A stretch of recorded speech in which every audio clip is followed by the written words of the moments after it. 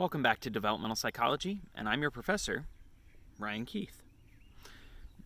As long as I can remember, there's been this narrative in my head. I remember being really frustrated about it when I was in high school looking at going off to college, because as excited as everybody else was about college, this narrative, this pathway I had in my head was you're born, you get to be a kid for a little while, and then you go to school for 13 years, and then you go to college, and then maybe to graduate school, and then you get a job and you work until you die, right?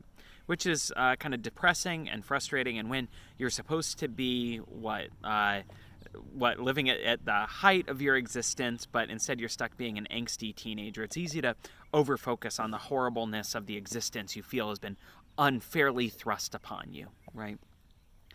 But the one saving grace of this whole plan was that I knew in the back of my mind something that my friends and I talked about at length, was that if we were good and we worked hard and we were lucky, we could get jobs that paid well and had excellent benefits and contributed, more than anything, contributed to retirement. Some of us knew people who'd been able to retire not in their 70s or their 60s, but in their 50s or even late 40s, that there was this idea that if you worked hard, you could live out your late adulthood in this beautiful period of retirement. And in the United States, retirement, something that really began existing in the 20th century, has become part of our narrative, the myths, right? The beliefs of what late adulthood is like, that when you reach a certain age, it's just part of who you are, that you don't work. Now, I mentioned that term myth, and that's because a lot of you know older adults who aren't retiring, people in their 60s and 70s who are working. My mother is in her late 60s and has said that she thinks it's possible she'll be working until she's simply physically not able to.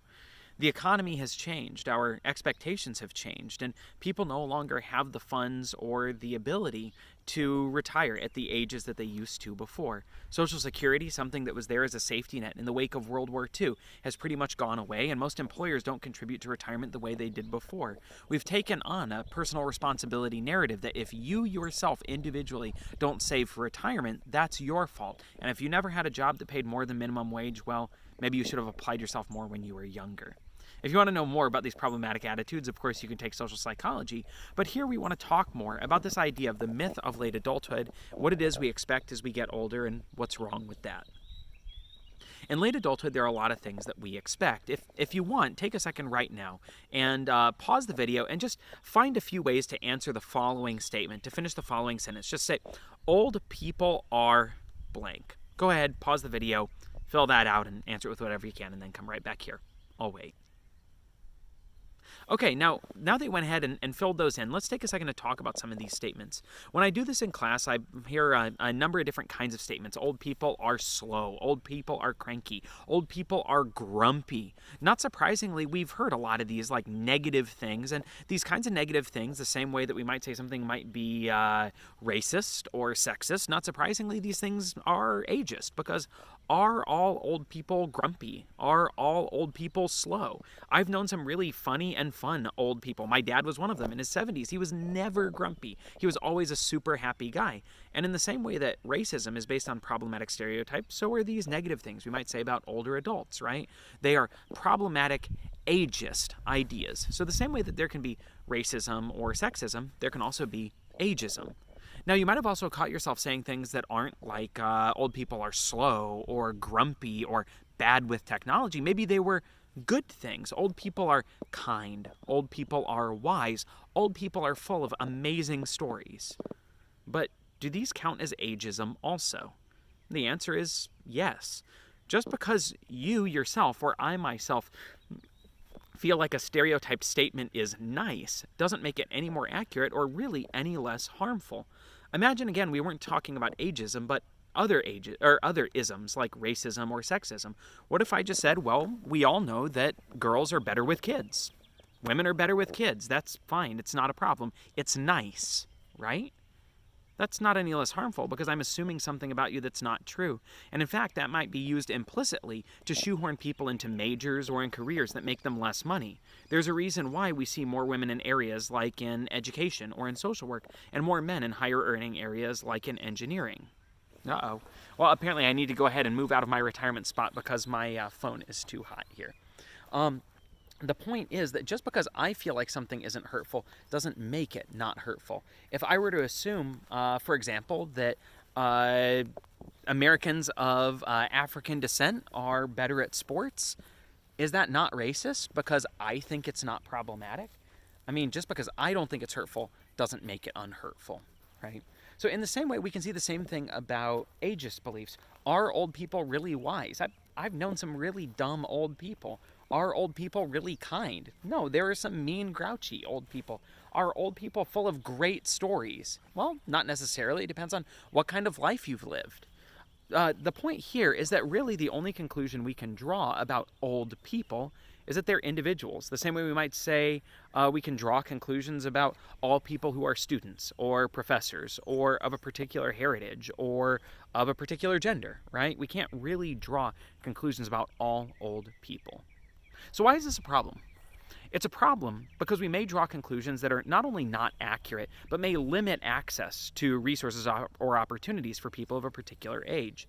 I've heard this a lot from people like my mother, but also as baby boomers reside in positions for longer periods of time, and we see that older adults make up the fastest growing segment, not just of our population, but of our workforce, that our pre-existing beliefs about what people may or may not be good at can be harmful. People, for example, and you may have found this yourself or with family members or friends, they have less access to higher earning positions. After all, can you trust an older adult to be a good driver or a good manager or be good with technology or good with other people, right? Or do we need to be worried that they're stubborn and slow and weak? These sorts of ageist beliefs, this kind of actively harmful ageism, can get in the way of what older adults might be able to do. The things that we think of as being good, that they're kind or wise, even these are problematic. This kind of passive ageism that lies in the back of our minds can lead us to assume that older adults need to be in positions where they're allowed to sit and be quiet and be listened to when the time is appropriate. That kind of discrimination or prejudice, that prejudicial belief where we imagine things aren't harmful, that's called benevolent prejudice. It's still harmful, but it's a passive kind of ageism, where this benevolent ageism, we assume that people are kind and wise when in fact they might be better suited for positions where they're not kind or not wise. These kinds of myths can also be harmful because they lead us to draw conclusions about our friends and family members and ourselves that might in the end be harmful. For example, you might want to do a lot of things to help out your parents or grandparents or aunts and uncles who are in their 60s, 70s, or 80s. But in the end, it can be harmful for you to volunteer to go to the store every time they need something. Of course, when we're not under quarantine, right? Or for you to always be the one trying to fix something. If you're always the one who fixes your parents' computers, what's going to happen every single time you go home? They're never going to have a working computer, and they're always going to need your help. You might ask yourself, what's more helpful then? And the answer, of course, is to, rather than doing something for them, help them to do it themselves. You can help enable your relatives and friends who are older adults to get to the store themselves. You can help give them a ride or accompany them while they drive themselves and go shop. They'd probably love the company more than they'd love you just doing it yourself and then leaving them alone. So in terms of assuming somebody else's ability, that's something that can actively get in the way also. We want to keep people active. Among other things, keeping your mind and body active are great ways for you to live longer and stay able as long as possible. The more people are passive mentally and physically, the less capable they end up being of doing things. And in the end, the shorter lives we live. I talked at the very beginning about retirement, and one of the reasons we might want to rethink retirement and what it means is its impacts on later life health and how long we end up living.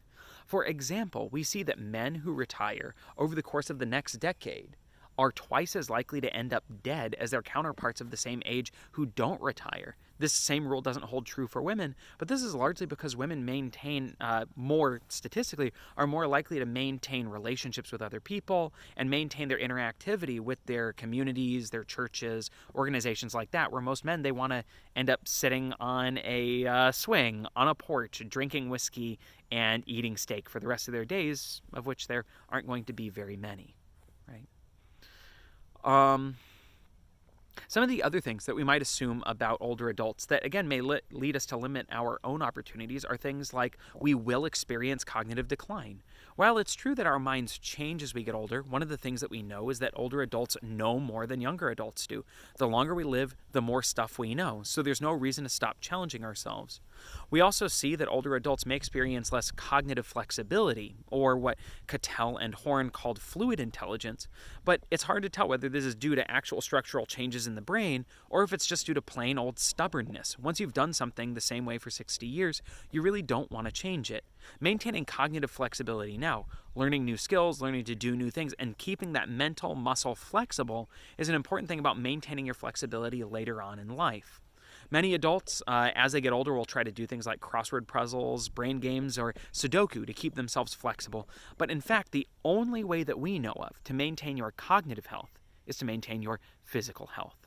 Regular physical exercise is the only empirically supported way to keep yourself young, both in body and in mind. In fact, in studies of cognitive decline, dementia, like frontotemporal dementia or Alzheimer's disease, have shown that we can not only slow down or even halt the symptoms of Alzheimer's and dementia through moderate aerobic exercise, but we can even reverse some of the symptoms for a period of time, meaning that getting out and going for a walk, you don't have to do rock climbing or CrossFit or P90X.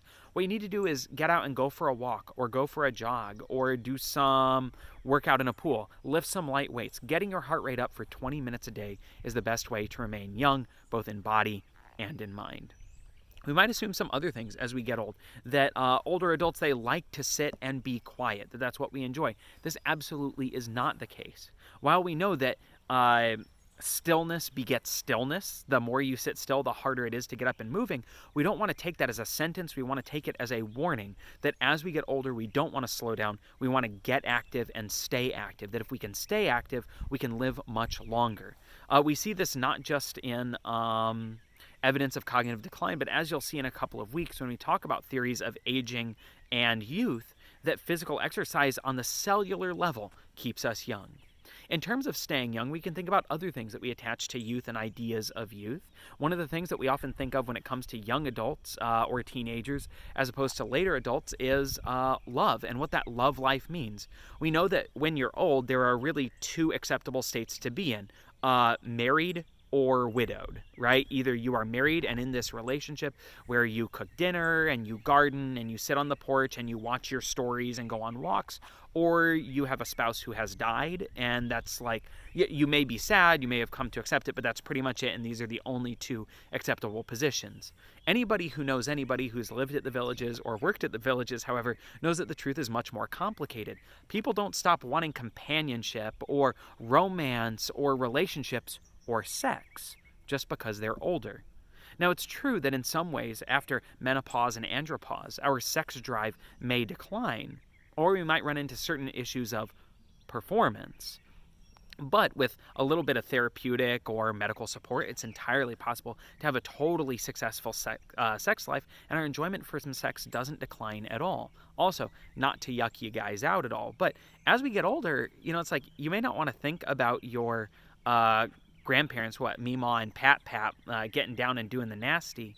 But imagine at what age you want to stop having sex and stop enjoying sex. Is there a point where you're going to look at yourself in the mirror and say, no, this is too grody to take on in the world? Absolutely not, right? One of the things I know about my own father is that he was always like 16 years old in his head. There was never a point at which he wanted to stop doing things like playing music and riding his motorcycle and going on dates and playing video games and having fun. He was still the person, he always saw himself as the person he was. There was never a point where he looked at himself in the mirror and said, now I'm an old guy. And the same is true of your older relatives, right? They don't stop wanting what they want just because they get older.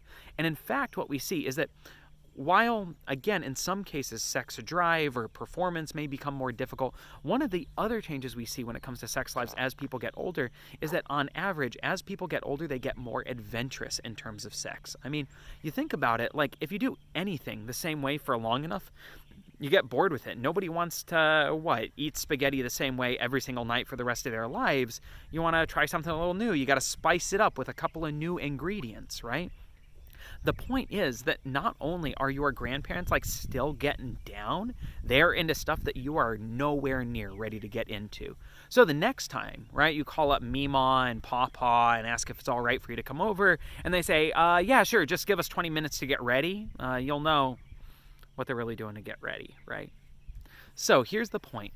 the things that we think about getting older, it is entirely true that, like, as we get older, stuff doesn't get easier. I tell you guys, when I was in college, like, there was a lot that was way easier even then. It was way easier to just do what I wanted, eat what I wanted, and never suffer any of the consequences. I tried to do a pull-up 2 years ago, and I've been in physical therapy 3 times since, right?